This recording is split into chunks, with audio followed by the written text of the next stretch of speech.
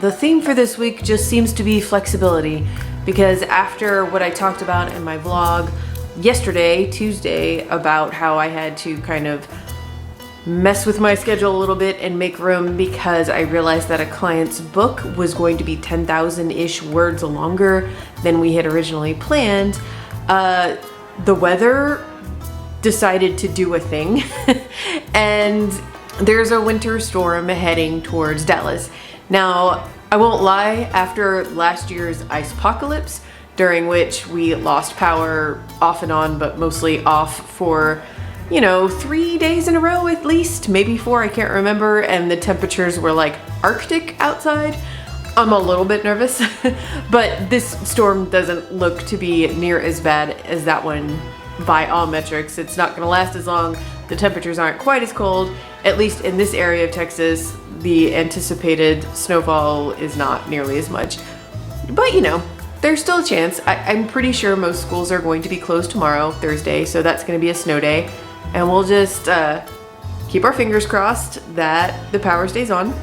Might not, we'll see. Anyway, my point is, I just have a feeling that with tomorrow being a snow day, whether it turns out to be the fun, cozy kind of snow day, or the kind of snow day where the power goes out and I'm just like wrapped up in a million blankets trying to stay warm, I'm probably not going to want to do the massive work day that I had planned for myself to do tomorrow. My plan for tomorrow was to finish the draft of this client's book. I've worked on it the last couple days. I'm getting pretty close to the end. I think I have like 4 chapters left to write.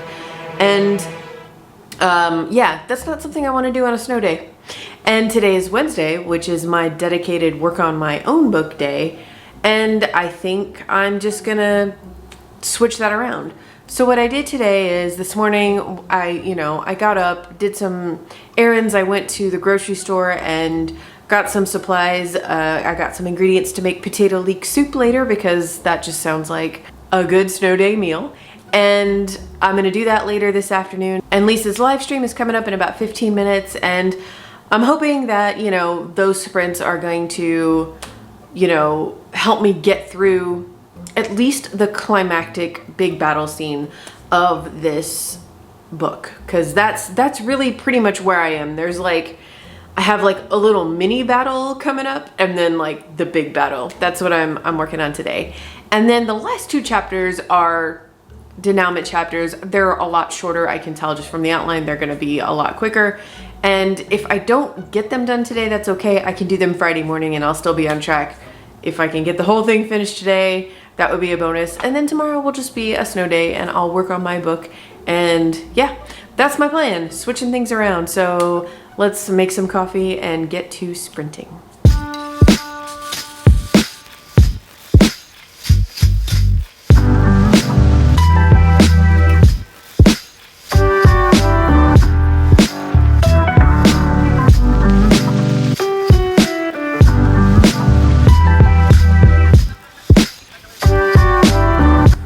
Live stream was great. I didn't do a whole lot of B-roll because I was just really caught up in trying to push through those sprints and get as many words as I could. And I did. I got a lot of words and I took Rose on a walk and then I came back and I got some more words.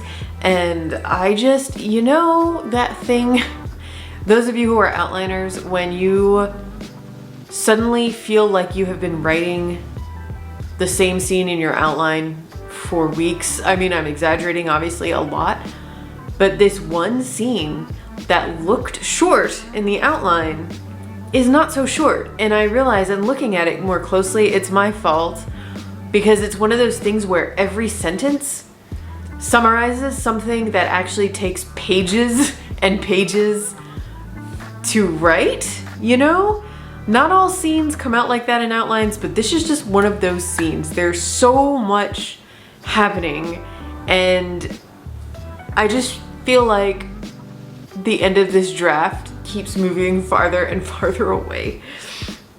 So when I took Rosa on a very cold walk, I was kind of going through it in my head and thinking, okay, well, you're still not going to have this draft done by the end of the week, So if you push it into next week, what are you gonna move around? And I was having a little bit of a moment. And then I just realized, you know what? I have still been sticking to the luxury of saving Wednesdays to only be my book.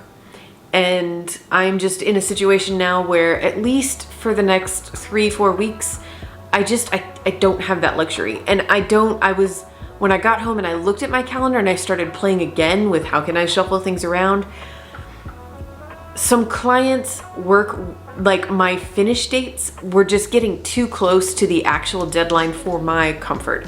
I like to finish my clients' books at least a week before they're due, because that gives me some wiggle room in case things go wrong, and it also just gives me time to like revise and clean it up. And I was like, you know, the Wednesday thing, Wednesdays being my book, that's a luxury that right now I can't afford, and it's okay if I have to give that up. I mean, guys, I was trying to do all my freelance work 4 days a week. It's fine if it has to be 5 days a week. That's like a regular full-time job. And now, I won't lie, I'm also taking up my weekends with some work. I saved some of, it's more like my whole write 5,000 words, 5,000 words, 5,000 words, revise, like the Fix It Friday thing has become Fix It Saturday. So now I'm just attempting to write drafts Monday, Tuesday, Wednesday, Thursday, Friday, and then I'm gonna spend the weekend cleaning them up and preparing for the next week. And if I do that, then I should be able to finish this current client's book by the end of next week. And then I have the other 65,000 word book that is due at the end of March. I should be able to have a draft of that. I'm gonna totally focus on that one next. I think I can push through with that schedule and get that one done by the end of the first week of March. And then I have 2 other clients' books. They are fully detailed, outlined. They are ready to go, and they are also much, much shorter. And I will be able to write those in March. And they're due like right before April. So I've got some time on those. So anyway, long story short, it's gonna be a crunch for the next 3 to 4 weeks. I'm not gonna be able to give my entire Wednesday to my book. I'm not gonna be able to keep my weekends free, but this is just what happens. And to kind of like cheer myself up, well, first of all, I'm not going to work on my book at all. I'm still gonna work on my book tomorrow because it's a snow day and snow days are fun, darn it, and I want to work on it. And I'm still going to try to work on the revision after I get my freelance work done every day and on the weekends if I can. But what I'm doing to make myself feel better about all this is that starting in April, I am treating my book like a client project. I am giving it priority. It is on my schedule. I am writing that draft. I am finishing that draft by, what did I say? I think July. That doesn't mean I'm not taking on ghostwriting projects. I definitely am. In fact, I have 2 booked already, and I'm honestly just gonna keep it there. And I'm telling clients who are sending requests now that I can't start until a little bit later, because at some point I do have to make my book a priority. And yeah, that's gonna be my reward to myself for putting my own work on the back burner this month, because that's just what I'm gonna have to do. So anyway, it's like raining a teeny bit, but the snow is supposed to start, I think, in about 45 minutes. So I am going to take a little break and get my head clear. I have a client consultation at 5 o'clock today, and I have some materials to read for her first, and I just kind of want to get my head out of the kind of frustrating place that it's been in the last couple of hours, so that I can focus on her and her book. And also I'm gonna make some soup and just try to enjoy the snow day, yeah, and relax. Let's try that.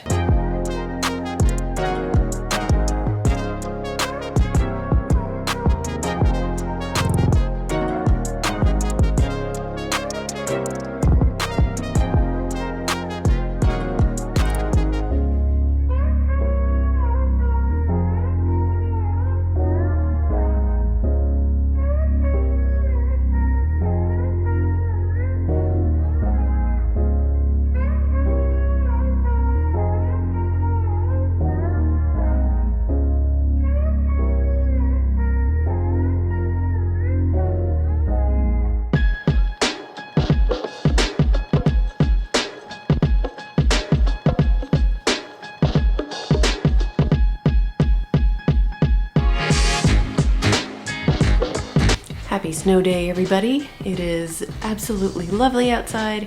It is not too cold. It's like in the low 20s, which is absolutely nothing compared to the, I think, 8 degrees that we had going on in last year's ice apocalypse. So the power has stayed on so far. Everything is good. It's been a very nice day. I spent some time on my book this morning. If you remember from last week, I started working on a timeline and it led to a ton of revelations. So for the timeline, just because a few people asked in the comments, it's really nothing fancy at all. There's a page in my Scrivener document. You could also just use a Word document, and I literally started at the top and I wrote 2025 because that is in my head kind of the present day for the book. And then I listed the years backwards, not every single year, just like the important years. And then underneath every one I would write, you know, when certain key things happened to certain characters. And I actually started from the top and I was working down, and then I hit a point where I went down to the earliest year I needed and I started working my way up. And last week I had done that with kind of the 4 most essential characters to like the main point of the plot. And today I went through and I filled it out a little bit more, and then I went through all of my side characters and I started from the earliest year, so at the bottom, and I just worked my way up like, okay, so where were they? What was going on in their lives around this time? What was going on around this time? And if you remember, I think I mentioned a few weeks ago that I wasn't quite sure if I needed to have flashback scenes in this, or like a before after format. And I was really resisting the idea of a before after format because I love that format for certain books. But to me, this book in particular, it was all supposed to take place over the course of one weekend in this one house. And I really want to keep it that way. And I don't think I need the before after format. But obviously, I mean, as with pretty much any book, there are going to have to be some scenes where there's kind of flashbacks, there's relaying of backstory for all of the characters so we can understand why they're here and why they're in the headspace that they're in. And what I came up with the timeline helped me with was what I'm thinking of as linchpin moments in the backstory. So I'll give you a couple examples. One, obviously, I've mentioned before, the person who is like the victim, the dead person that everybody here is kind of connected to, who's like bringing the plot together, they died 7 years prior to the start of the story. So 7 years prior to 2025. So obviously that is like a linchpin moment. Where were all of the other characters and what were they doing at the time that she died? There are other moments like that too. The publication of a certain book happened about 15 years prior to that. And I'm using that as a linchpin scene. Where were all of the other characters when that book came out? Because it did, at varying levels, play an important part in their lives. And what I can do when I need to relay certain backstories is I can use these moments to kind of ground the reader in the time. So there are a lot of authors, and I've done this myself too, they'll just start a chapter with like the date, you know, the date and the year so that you know where we are in time. And as a reader, sometimes I find this helpful depending on the book, but honestly sometimes I forget it the second I turn the page, especially if we're jumping around a lot. I don't know anymore. I don't know what, you know, I might have like a vague memory of around where we are, but it's not actually that helpful to me. What's helpful to me is having context for the time. So again, going back to my first example, if I'm in one of my secondary characters' points of view and I'm talking about an important thing that happened in his backstory, that celebrity death is going to be a backdrop in there. So that way the reader can be like, oh, okay, it's around when that was happening. This is when this happened to him. I hope that makes sense. Or, you know, for another character, when this one particular character's relationship with another character began coincides with the publication of that book that I mentioned. So that's kind of the linchpin for that moment. Oh, it's around when that book came out. This is when that began. And I think to me as a reader anyway, that kind of like picking like, I don't know, probably between 3 and 5 of those linchpin moments in the history of the book, and kind of tying all of your characters' backstory to kind of not revolve around, but just to give context to their specific backstory by mentioning those moments. I think to me as a reader, that's going to be more helpful. I probably could have done a lot better job of explaining that. That is going to be it for this vlog. I am absolutely jumping back into this afternoon and enjoying the snow, and let me know how your week is going. If I think this storm is like hitting a lot of the US, so let me know how you're doing if you're impacted by it. I hope your power is staying on as well, and I hope you guys have a great week and a great weekend. I'll see you next week with more videos. Bye.